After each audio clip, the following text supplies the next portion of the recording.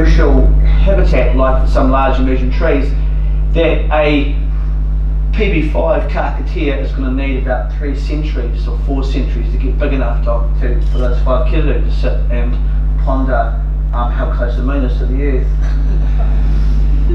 We also need to try to avoid flattening all the birds with diggers and their bulldozers.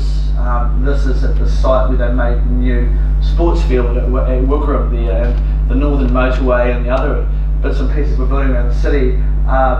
Keep on running over stuff, and unfortunately that needs to be managed and thought about.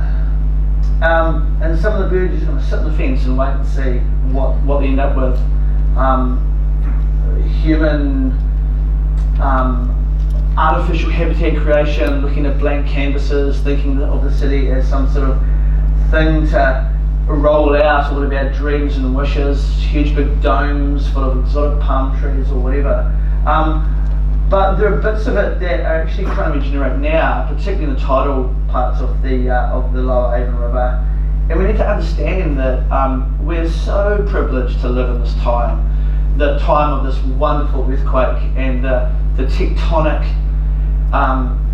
changes and sea level rise and all these things that happen in our lifetimes. We're witnessing it.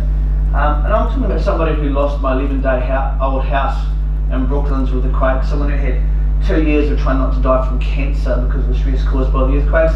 But despite all that, I think it's awesome that we're able to witness this, and I'm just hoping that we can allow the hand of God or evolution or whatever it is to play out in terms of particularly the interface between the land and the sea in the lower part of the red zone. Further upstream, up by the Botanic Gardens, you can do what you want, but down there, let's let nature do its thing. Let's be remembered in 100 years' time as the first city in the world that just stepped back a bit and allows the new land level and the new sea level to kind of interact.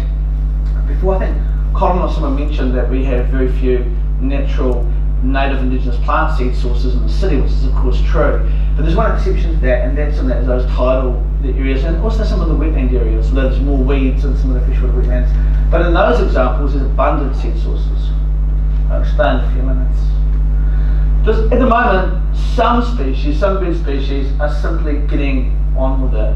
They're not waiting to be put in little boxes, 5-minute walk, little boxes and be transported by helicopter. They are colonising the city. One example of these, this is the only photo I can take in this whole presentation, is the Australasian bittern, a globally endangered species, nationally critically endangered. And these things have turned up and they're recolonising, this might be a bitten photo, recolonising some of the habitats that are sort of evolving through change, in this case dieback of salt marsh, but that's opening up feeding habitat for them. Bexley wetlands has now become Bexley mudflat. So unfortunately, unless we allow those marshes, the seed source of those marshes to occupy the land further up, we're going to have to plant everything in a few years' time. Just some examples of the work that Council have done in terms of restoring habitats. This is Charles Reef Reserve, a site that I managed 2003, beer paddocks versus 2019. A combination of original habitat plus scraping beer grass and to allow the tide in, to allow the seed sources to come in, to allow natural regeneration, obviously through a human constructed template, but allowing nature to do the work for us.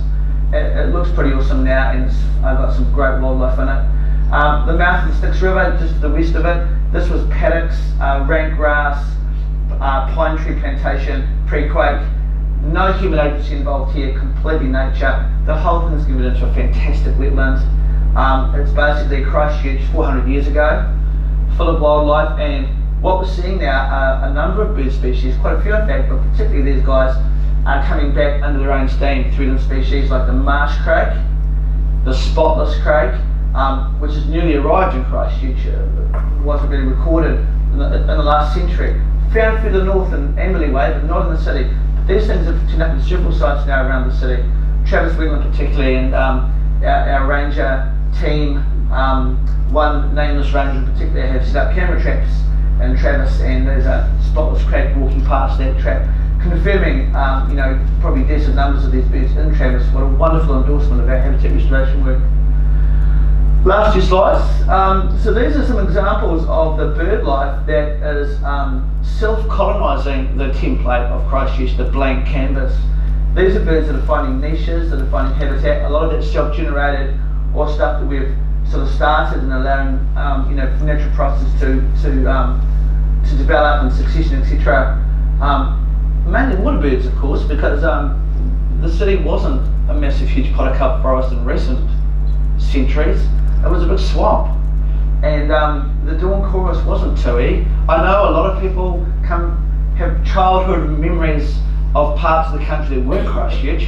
There are some of us who are probably over 60 who do remember tui in the city, but the fact is that the dawn chorus here was other species. It was these sort of birds and these sorts of birds, and all of these are recolonising the city, and many of those are threatened species. Some of those occur in populations that are of national and international significance. Yet, unfortunately, they're kind of largely ignored and overlooked by aspirations of kakarikis and other things. But I was just making this presentation to really show the good news of what's happening and to let people understand there's a wealth of avian biodiversity and there's a wealth of opportunity as long as we can give it living room and we can allow the habitats downstream to develop naturally and perhaps put some mind into the upstream habitats to be not too peopled, to be not too highly recreationally human disturbance focused, but to have some sanctuary areas, to have some sensitivity around the desperation of wildlife in the landscape without it being chased away by people or eaten by dogs and cats. End of talk. Any questions?